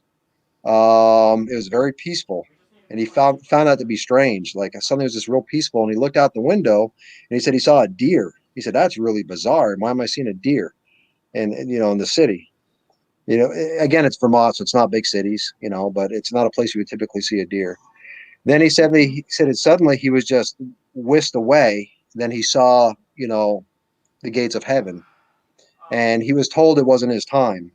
It's not your time. And he begged. He said that he felt like he was home. Like, I'm finally home. I'm home. I'm home. I don't want to leave. And which was bizarre to him, because it's like, I just left my body. And he's like, I don't want to leave. And he says, it's not your time. You must go back. So when he came back, he remembered being above his body in the hospital, and he saw everybody standing around the bed, and he was flatlined. He was on life support. So he suddenly sat up, started ripping all the wires off him. He says, "I'm fine. I'm fine. I'm fine." And he started to tell his family the story, which they thought he was a little bit nuts. You must be hallucinating. Maybe it's the drugs they gave you. He said, "Oh, you think I'm nuts, right?" He says, "You were standing here. You were standing here. You were standing here. You were doing this. Tell me, with me laying in this bed with my eyes shut, how I could tell you that." Yeah. So that's a story that is, he was very close to the family. So that's one thing. My father also, before he died in that house. My father did not believe in going to the doctor, but this particular night before we moved, I must have been 9 or 10 years old, came out, and it was just my mother and I in the house. And he came out and says, "You better bring me to the hospital." He says, "Something isn't right." I said, "Okay." I started hurrying to get my sneakers on, and we raced to the hospital, which was maybe 2-3 miles away. I remember him collapsing. We're trying to carry him in. They came out with a wheelchair. They put him in the wheelchair. They brought him in. They kept me out of the ER. It turned out he flatlined. He was having a massive heart attack. He was out for X amount of minutes. They revived him with the paddles. They had to race him in for emergency surgery for a 2-block artery. Then he told me, after all that had happened, he says, "I wasn't gone." He didn't know that had transpired. He didn't go as far as the pastor, but he said what happened to me is I didn't realize I was dead, first of all, and he says it was dark, and it was the classic tunnel. So he was like in a transition mode where he was there, he was aware of his being. He didn't see nothing else, but then he saw the tunnel. But then he was revived, and then suddenly he was back in bed. My father don't make nonsense up. If you know my father, he just don't do that. He was a jokester and stuff, but he wouldn't joke about him, when he actually flatlined. So those two stories. Now, going back to the house I'm living in now, the new house, I visited my father's.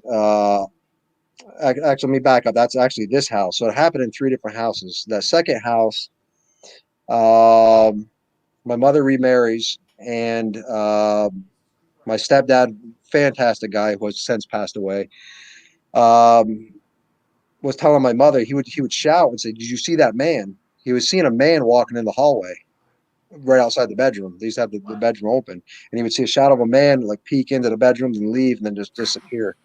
And certain things would happen, and he to my knowledge, experienced stuff like that. So it was, my mother would say, don't do that. You're scaring me. Don't say stuff like that to me, because she had the experiences back in the old house. Right. My mother, later on, I find news that she broke her back. She fell down the stairs. But she said the thing about her falling down the stairs and breaking her back, she said she didn't just trip and fall. She said she felt like she was pushed. So she said, I was at the top of the stairs and I felt like I was shoved. That's the only thing I can describe to you, is I was shoved. I went down the stairs and I fractured my back. She fully recovered from that. So that was another experience in that particular house. That's the I had old house, the brick house? That wasn't the brick house. That was the second house. So that's The when things second started house. happening again, since we lived out of there. So a lot of years had passed where nothing happened, and it kind of becomes out of sight, out of mind. Then I ended up buying my house that I live in now, where nothing happened. It was a brand new build. I did a foolish thing, which I didn't see it as a foolish thing at the time, but it was an idea that I had, where I visited my father's gravesite, and I decided, I had this random thought as I was kind of trying to talk to him in my head, to take a piece of his plot, the grass. I got 10 acres here. I took a piece of his plot in the grass and I planted it by my door. And I said inside my head, I said, Dad, I know you're in heaven now, but I said, if you have the ability and you want to visit, by all welcomes, you're welcome to my house. Aw. So I kind of did that. And shortly, I never had experiences in this house, but shortly after that, I ended up having actually 4 experiences in this house. But I don't think it was my dad. That's where I started becoming a believer that you can invite in spirits. So in this particular, the first thing that happened in this house, and that goes back to your story with the lights. It's the only time I've ever seen a light. So I'm laying in my bed, and at my house, I live in a very rural town. There's no street lights. My bedroom is backside of the house. Backside of that house is 10 acres. On the other side of my 10 acres is a golf course. There's no lights. It's pitch black here Sounds at like my night. house. Right. I So got a golf course right there, right next to me. yeah. That's crazy, Teddy. So I'm laying there, and I'm What's as behind wide me? awake as can be, because I didn't just fall asleep yet, and I'm just laying there. Sometimes I shut my eyes and I look and I go, "What the heck?" And there was a massive blue light. Wow. I would say about the size of a football. It wasn't tiny, about the size of a football, and it started at one point of the room, and it had a weird shape to it. It wasn't smooth. It almost like, well, if I was to describe like the design of it, it was almost like a brain. It's bizarre. And it had like a bluish tint to it with an outer light to it. And I'm looking at it, and I'm like, I'm nuts right now, or something's going on in my eyes. So I rubbed my eyes, but I consciously said to myself, I'm not going to say nothing. I'm not going to react, because I want to see what this is. And I just sat there staring at it, and it went up towards the ceiling. Then came straight over my head and stayed there. And I sat there staring above it, about 3 to 4 feet above my head. Then it went over my head and disappeared into the wall. And that was the end of it. That's crazy. So I said, what in the world is that? I had 2 instances where I heard somebody walking in my house. Went to look with my billy club, because I thought somebody broke in. There was nobody there. This is all during the same period of time. And again, shortly after I took the plot from the plot of land from the gravesite. Right. Then I came out one night to sleep on my couch, which is right behind me here. Actually, I moved furniture around, but I was sleeping right where these windows are. And you can see there's a wall behind me, so my head was towards this wall. And I fell asleep, and I got woken up with another audible voice, but it was of a little girl. Now, at the time, my little girls are way older. So I'd say the sound of this voice was about 3, 4 years old, very loud, very audible, spoke directly into my ear and said, "Hi." And I jumped because it woke me up, and then it was gone. So I was never a seeker of these things, but for some reason, I believe there's people that seek after it and try to find evidence. And then there's the side where I would suggest possibly maybe the paranormal seeks out the individual for whatever reason. Yeah. So I've asked myself, why have I had so many encounters? When I was born, I was put in an incubator because I almost died. I had an umbilical cord wrapped around my neck, and it choked the life out of me. So I asked myself, because I had a near-death experience soon as I was born, is that why I'm having these experiences? I don't know. So that's not all of my stories, by the way. So I'm just The trying to thing get is, through. we don't know why people are having certain experiences, and I don't know if we'll ever know. You know, we do hear that people that have near death experiences have more ghostly experiences than anybody else does. Death has seemed to have surrounded my family because my grandmother that died, I would say I was about 4 years old, and my parents found it strange that I would go to the open casket and actually touch her body and not be afraid at the age of 4 or 5 years old. You know, so That's there's my nephew. Yeah. yeah. So I don't know. I don't know if there's anything to that or what, but one important story that I will say is I do believe there's a couple different kind of paranormals. You have the spirit of the individual, then there's the demonic side, which I've experienced also. I do believe that there's demonic spirits, evil that intends to get after us, and the reason I say that is I have a friend that got into Ouija boards, and those can be a gateway. There's obviously a lot of skeptics about that because it's literally a piece of plastic and cardboard that you can buy at the toy store. So he was using it, and it did not work right away for him. And it teaches you to meditate on the board, and it started to work. So he invited me over to experience it. So I did, and we were teenagers, and I put my hand on the board on the thing, and it suddenly became very angry. Spirit of the board that was supposed to be the spirit of the board suddenly was not saying that it was George anymore. It started to get very angry towards me. You know, I was going to church at the time, but it Hi, Mark. became very angry Sorry. towards me. No, that's fine. It's my And the thing would nephew. actually turn towards me and start like it was hitting me. Our hands would start moving violently to where our hands would come off and it would still move. We had another That's friend crazy. I had another friend in a different town that was using it. They bought it at the same time and was using a Ouija board. And it started to say that it was Satan. It was very angry. It said it wanted to kill me. It hated me. Just then the phone rings, and this is before the days of cell phones were big. They existed, but people didn't own cell phones. That's when they were like the brick. Yes. He calls up while that was happening. He lived maybe 10, 15 miles away. Wanted to talk to us. So my friend's Wait, mother who calls was that? Who upstairs. had called you? Who The was it that friend, called? our friend who was Oh. using a Ouija board, happened to be using it that night. We didn't know that. He called up and said, "Hey, I want to talk to Darin and my friend." He says, "Hey," he says, "Why is my board saying it hates Darin?" So two boards simultaneously started saying it was hating me. He didn't know anything that we were doing, and his board started saying it was Satan, and it scared the crap out of both of them where they threw it away. Well, my friend that I was with actually threw it away. The other friend didn't throw it away. He said he did. He said he actually threw it under his bed and didn't touch it forever. It scared him so much that he ran to church with his grandma. One day, weeks later, he decided to try using it again, and the board took off immediately, and it was very angry. And it actually explained to him. He said, "You think this is a game?" He said, "It's a gateway. The more you use it, the more prevalent I become in the house." And he started seeing shadows in the house of whatever spirit that used it as a gateway into his house. Then he threw it away because when he saw that figure in his house, the spirit standing in his doorway, or the shadow, he said, "I'm done. I'm done with it." Now, I did an experiment. This is probably the only experiment I ever did with the paranormal, talking with my friend, because it's a very real thing to us. I said, "What do you suppose it is about the board that this actually works?"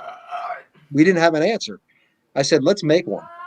Let's just see if you have to buy one of those in the store, if you can make one." I said, "Let's take a Domino's pizza box, take the cardboard side. We drew the everything out the way it's supposed to be, create another piece of cardboard, made a triangle, For the cut planchette. straws, made the legs, put a little felt in the bottom of the straws, cut a little hole in there, put it down, and we're like, all right, let's try this." We put our hands on it, and it took right off. It scared the crap out of us.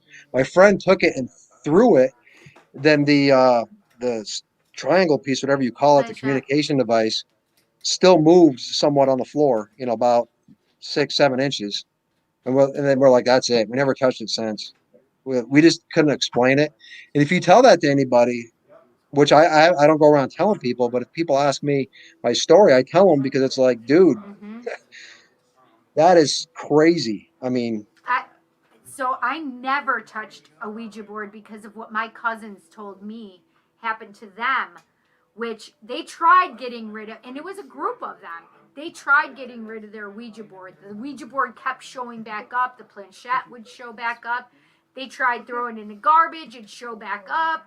They put it in the stream. It'd show back up. They finally chopped it up and burned it. Yeah, and it didn't show back up again.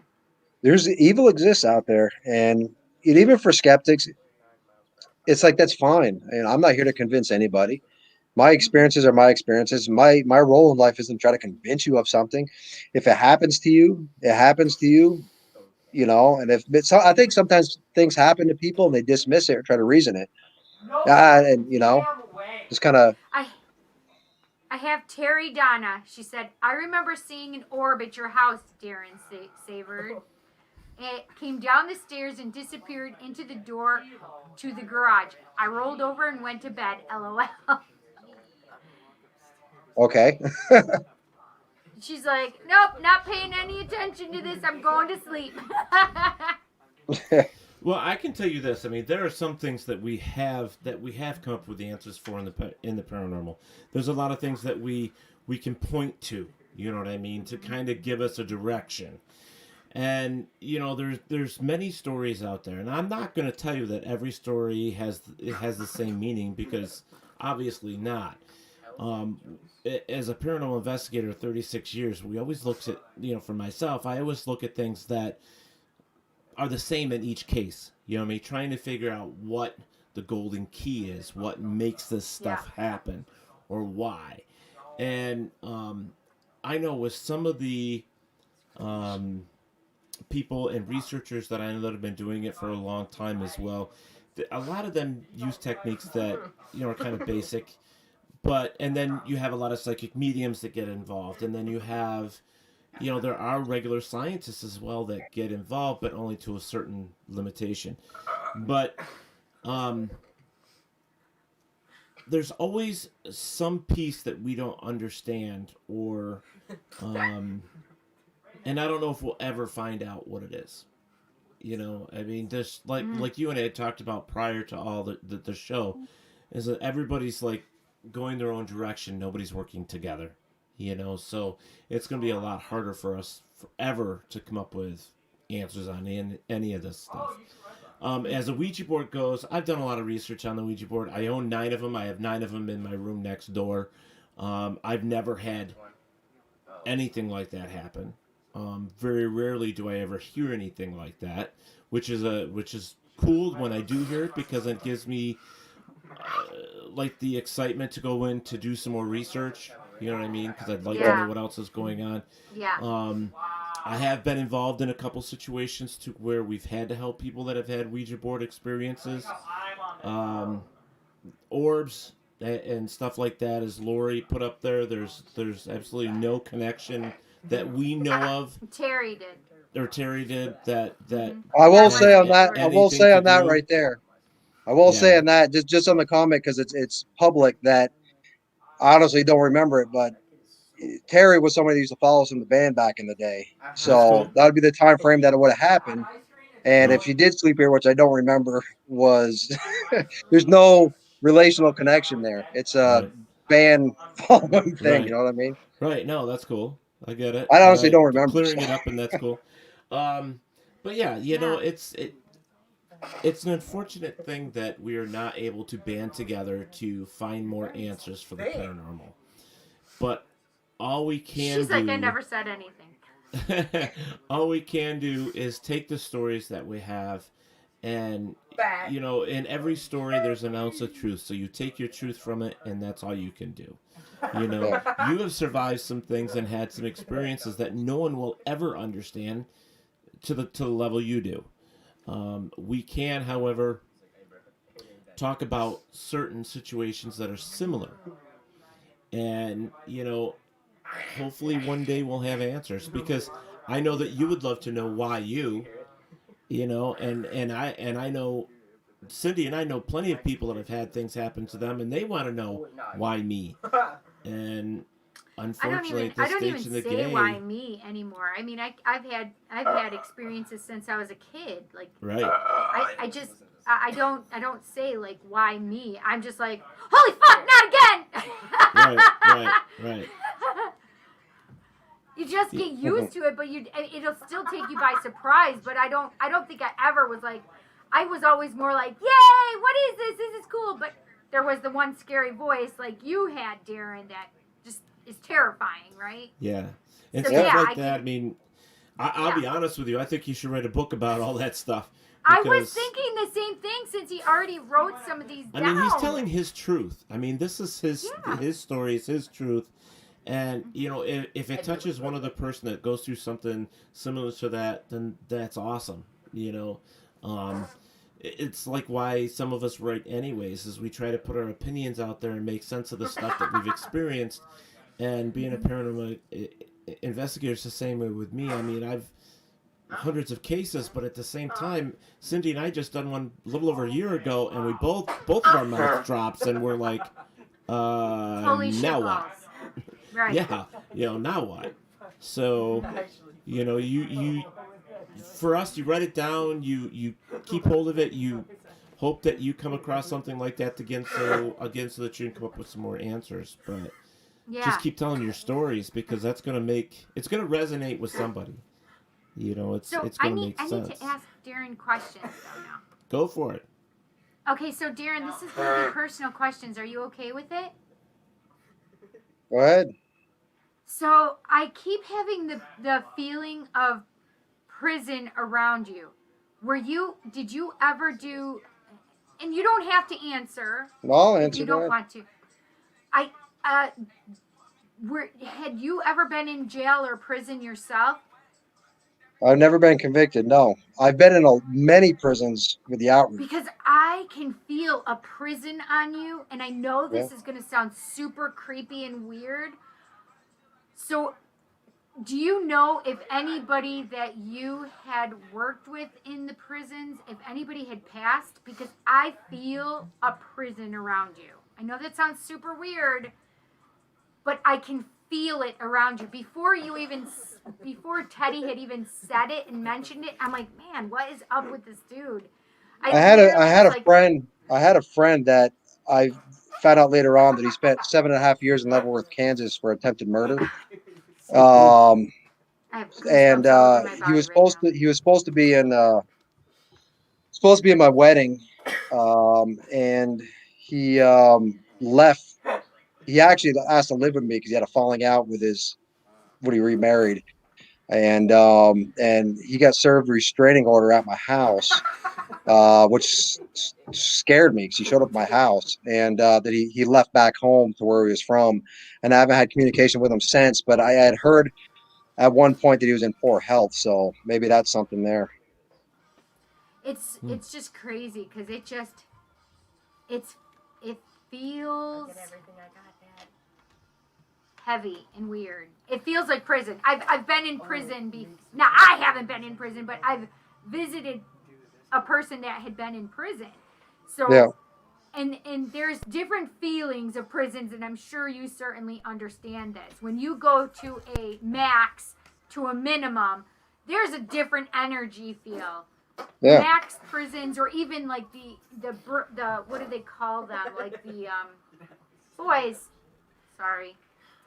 When you like the intake prison, which is still a pretty heavy duty prison, like you can feel the energy difference from that kind of heavy.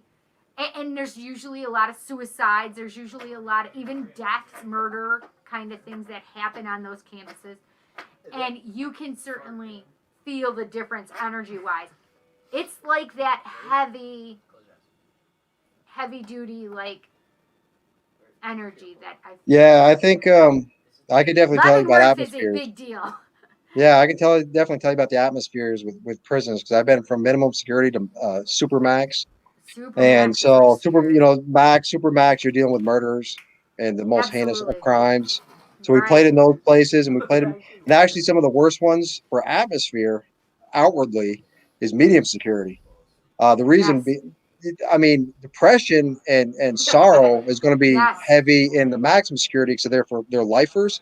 But on the outward side, when you go in and do outreach for them, they're way more receiving. They're way more mellowed out because it becomes their way of life. We're not leaving. We are here, so they're much more receptive. Where you go to a medium security, they're there for 6 months to, a couple years, 2, 3 years. The attitude is huge. They wear it like a badge of honor. A lot of violence, fights every single day.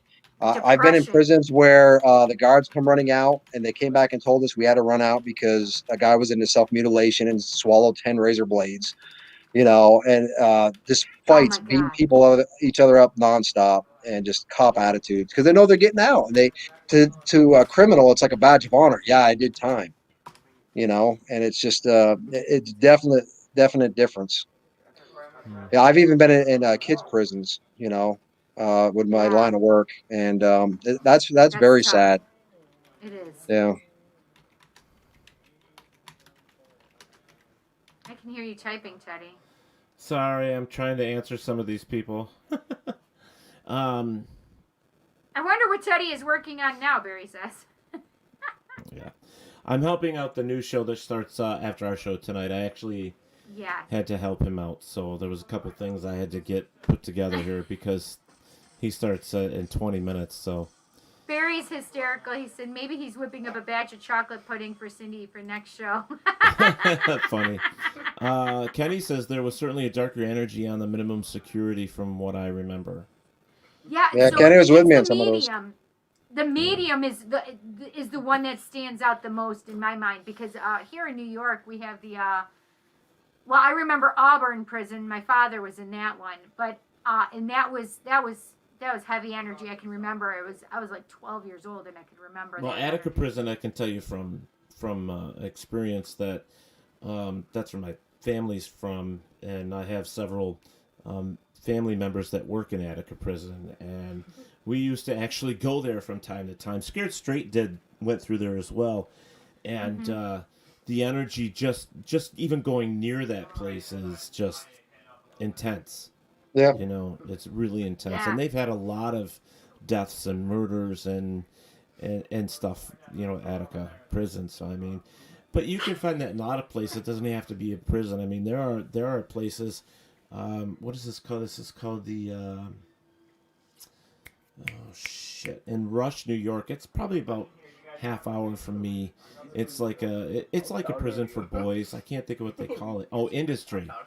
Oh yes, Industry. There was kids that died there. There was like 12 kids in there, put in unmarked graves. But when you actually find that place, the feeling is like it's terrible. It's just it's really heavy. There are two places that I've been visiting this other person. What is that place down south of us, Teddy? Groveland? Do you know? Not Groveland. Saunier? It's down between Ithaca, like it's near Ithaca area, but it's not Ithaca. Oh, I think you told me about that too.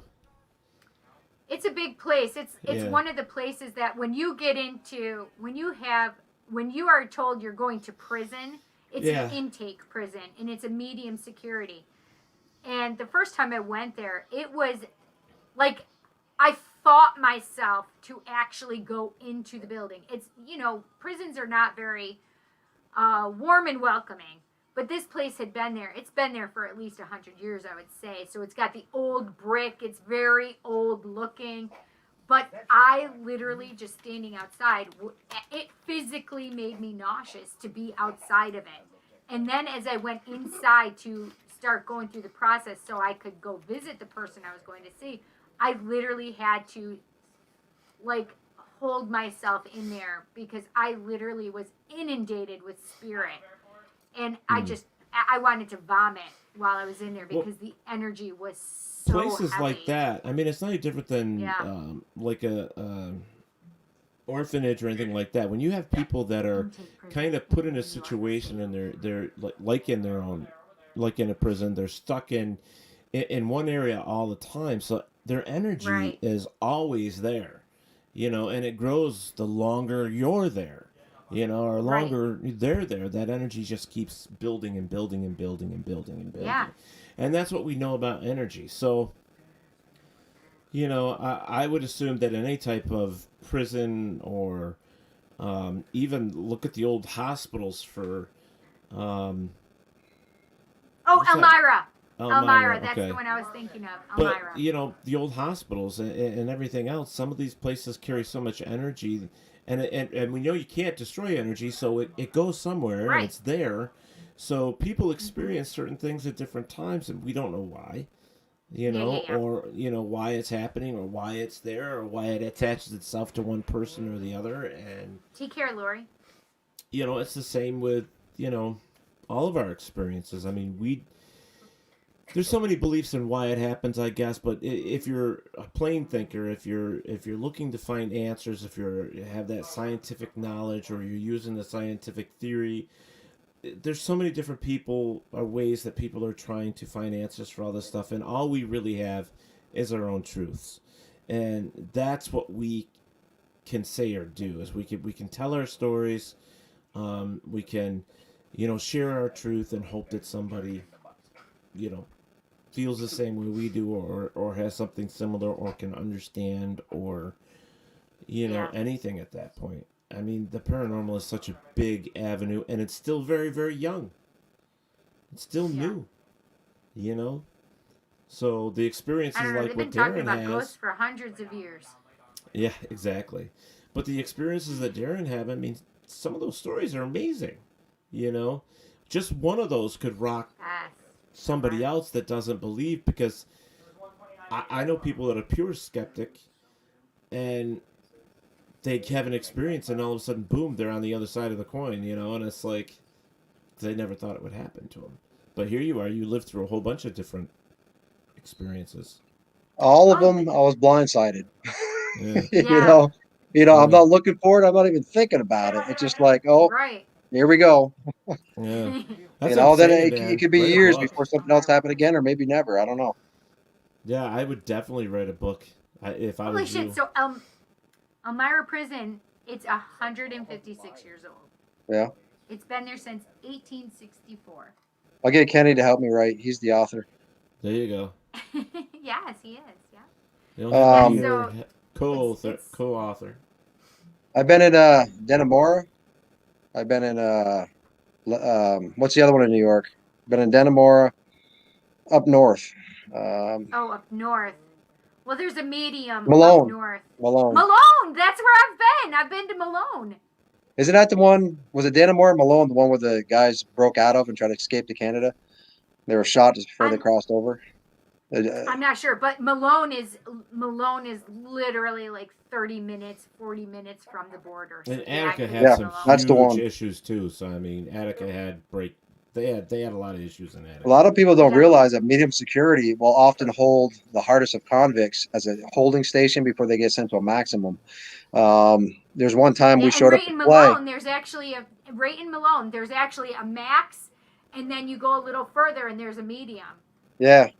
Or even maybe it's a low. There's a medium one in Vermont that when we showed up to play, the guard says, "Hey, you remember that guy in the news, the kid that killed his parents with a chainsaw?" We're like, "Yeah." Stop it. Yeah. We're like, "Yeah." They go, "Well, he's in that cell, that padded room right there." They said, "Don't look in the window because he's certifiably insane. Because if you look in, he'll start freaking out." So he was in temporary holding in a padded room in a straitjacket before they brought him to a psych ward. Yeah. So I was literally within 10 feet of that dude. Obviously, he's on the other side of a cell door, and I'm like, I'm not looking in. Wow. Nope, thanks. I'm good. I'm right here. I'm good. I've shook hands with some crazy people. I didn't know what they did, but being those maximum security, you don't know what they did with those hands.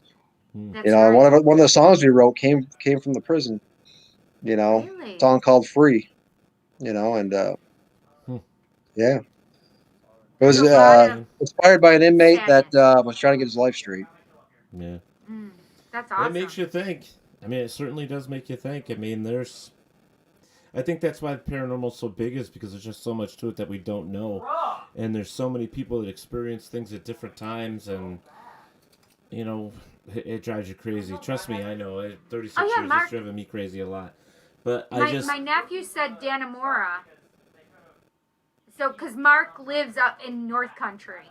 Yeah. So he lives up north, like closer to where we're talking about, rather than where I live, because he lives up north and I live down near Rochester area. And he's saying Dannemora is probably the one that you're talking about, but Barry Martz also said it would be the Clinton prison that 2 convicts that we know of escaped there. And Mark said that's where they escaped from. Anne Franklin County is the prison in Malone. Yeah, see? Hi, Amy. How are ya? Well, you guys have any questions there in the comment room? We don't have much time left, so I wanted to make sure that if you have any questions for Darin, to get them in there. Oh my gosh. So Barry was saying that it's not any... Like, he was talking about the Elmira prison, and there is a big prison in Elmira. I've been there. Terrifying. Like, just the thought of it is literally physically making me sick. When I went to the Malone one, I went to it was like a medium mac, or medium to mild, basically. It felt a lot different than the Elmira prison. But it was terrifying at Elmira. And he said...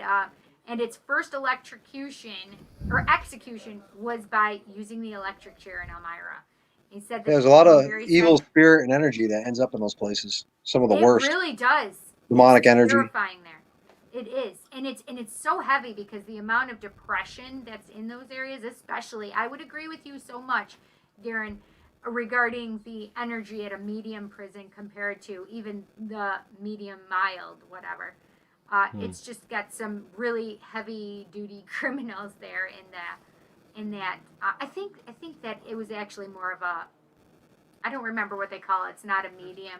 Well, you remember the old saying, it's like if you're an asshole in life, you're an asshole in death. So pretty much, that energy is going to stay around, Yeah, so Barry said that William Kemmler was the first one to sit in that chair and that was executed. That's terrifying. I love our friends how they just look up shit all the time when we talk. I love it. I think it's super fun that they do They educate us as well as we educate them. That's awesome. Yeah. But. Ooh, a party. Okay, Amy. Sounds like well, fun. you know what? I really appreciate you, Darin, coming and sharing all that stuff with us. I really do. Darin, those were super great stories. Thanks so much for sharing them with us. Yeah, you're welcome. It's nothing I really smoke on this kind of scale about, And, you're going to have some people listen to it and say, he's full of it. It's like, it don't really matter to me because it's still real to me, brother.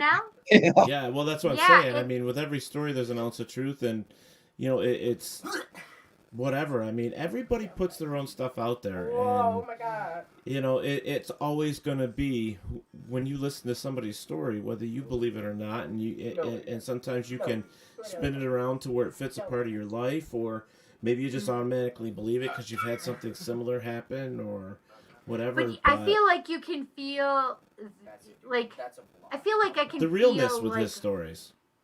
Right. I mean, and you can usually feel that energy coming from somebody when there's, like, embellishment or whatever. You can feel the truth of it. And I definitely could feel the truth of it with Darin. But that it's not helpful to other people, right? Because they can't always feel. So, Darin, as you were talking, I could totally feel the house, the first house, the second house, and your house. So. Yeah. The first one was more on the dark, malevolent side, and probably existed far before we were there. These other ones were pretty innocent and just, except for the one where my mother felt like she was pushed. I don't know what that's about. Is it paranormal? Yeah, that's. I don't know, but it does go along some claims where people say they've been touched. I've had the light, I've had the audible, I've had things that defy science. I've been touched. So I've had a little bit of all the different experiences. Right. So, did you see shadows, though? Did you see shadows? Oh, yes. Actually, now that you said that, that was one of the things I forgot about the house that I'm in now. So the light, the walking, then I was startled by a shadow. It was actually the next night from the orb. It came into my room. The door was open, actually, and it was in the air and just kind of swooped into the closet. It scared the tar out of me because I went, hey, but I think I woke up everybody. Like, what, I wasn't supposed to see that. It was just the one time. Just the one time. I don't know what it was. Well, Chanel's on here. She says, I've been listening the whole time. She goes, I love the topic and the guest tonight. I'm like, cool. Yes, Cool. good. We appreciate that, If Chanel. Cindy was in prison, she could easily make someone her bitch. I think I would scare everybody because I'd be telling them about all of the shit going on, and they would be scared of me. Just like, guys, never mind. Another topic, another day. Well, it's been an interesting night. It's been fun. We've talked with everything from Darren, music it's been so much fun. to his experiences in the paranormal, and just nice, relaxing conversation tonight. Talking, it was fun. It was off at the normal scale for us, which was very cool, and we appreciate that. Steve says it's amazing. We got to a lot of estate sales, and there are houses that definitely have spirits. Yeah, I've heard that as well. Yeah, you can definitely feel them, Steve. Yeah, absolutely. a lot of stuff. There's a house not too far Oh from my God, here that Nick! was... I literally just said that phrase to my nephew earlier. Snitches with get stitches? Yeah, because he was... So my nephew would look at me because I wanted to watch my YouTube, but I kind of was tired as well. So my nephew, I noticed, he'd look over at me, and then he'd tell Jet, your mom is sleeping. And he doesn't realize that I knew he was doing it. He's over there grinning right now. And I'm like, listen to me. Snitches get stitches. Go ahead, tell Jet again. What were you going to say, Darren? 30 seconds. There's one I got written down here that I forgot. I did also have a haunt that involved smell. And this was a broad daylight in front of a lot of other people. So this particular place I went to, it was a temporary holding place, not a holding place, but a workplace for state workers. So like I said, I'm in distribution. So I was making a delivery, did my usual routine in this place. And this place is a very large, very Addams family looking mansion. It actually is an old mansion and owned by somebody, but it was a temporary place for these state workers to work. And I walked in and I used to be in culinary and I said, it was a very strong odor of food and it was hoisin sauce. And I'm like, I recognize that. They must be having like a buffet or something or, for lunch. Made the delivery. I come back out. I said, hey, what do you guys got going on here? They said, we got nothing. I said, what do you mean you got nothing? The odor was gone at this point. I said, you guys don't have food here or some sort of spread going on? They said, no. They said, why? I said, because there was a very strong odor of food in this house, in this mansion, and distinctly of hoisin sauce. They said, no. They said, actually, it's funny you should say that. They said, come here. And they showed me a book they had on the mantle. They said, this mansion, which is super old, they said, is actually one of the most documented haunted places in the state of Vermont. It's actually in a book. And they said one of the claims is actually smelling odors of food. I said, you got to be kidding me, right? And they said the cleaners, the caretakers, the maids that used to work in that place would refuse to go up to that top floor, which you used to have to bring deliveries up there too, because of things that would happen. So I look it up, and sure as heck, that house is in there. And it's one of the most documented places. I did not know that the many times I went in. And I had an exact claim that they had of smelling food. I'm like, no way, dude. I'm like, seriously? I have goosebumps. That means the truth has been spoken, my friend. So Amy says, Darren, is your music out somewhere on YouTube or somewhere like that? Yeah, not all of it. You can find some clips on Reverb Nation, I believe. Yeah, there's some on there, some of the heavier metal stuff when I played with Kenny and some other guys. Then the one band that I was in with him, where I showed you the album insert, I don't think that's on there right now, but we could put it up so people can listen to it. There's a lot of music to listen to. We wrote a lot of songs. Yeah, because it would be great. We could put it up there and let people know. Yeah. We have... Barry says, this has been a great show with Darren. He provided some interesting information of his growing up. Do you like? Nick said, agreed, but I think I'll never look at pudding the same way again after this episode. You're welcome. It's where all hauntings begin. There you go. That's right, through the pudding.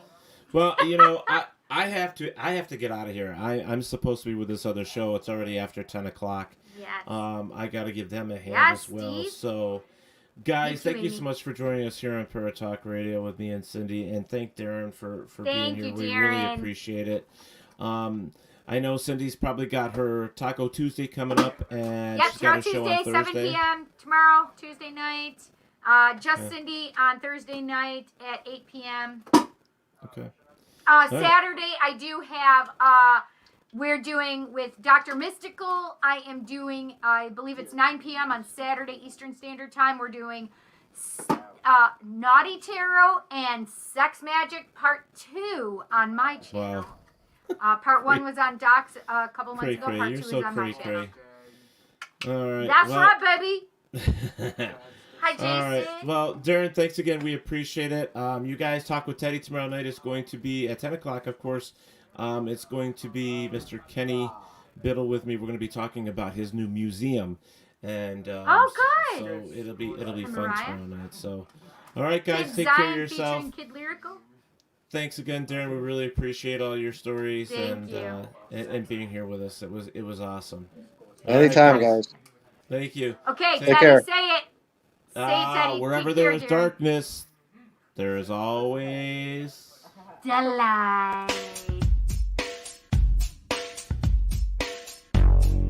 Thank you for listening to Paratalk Radio with Ted Wolf and Psychic Cindy. Catch us next Monday for another fantastic guest. Please check out our show as well as others on the WLFE DB Radio Network. And remember, like, follow, and share with everyone. Join us at WLFE-DB.com for upcoming shows and so much more.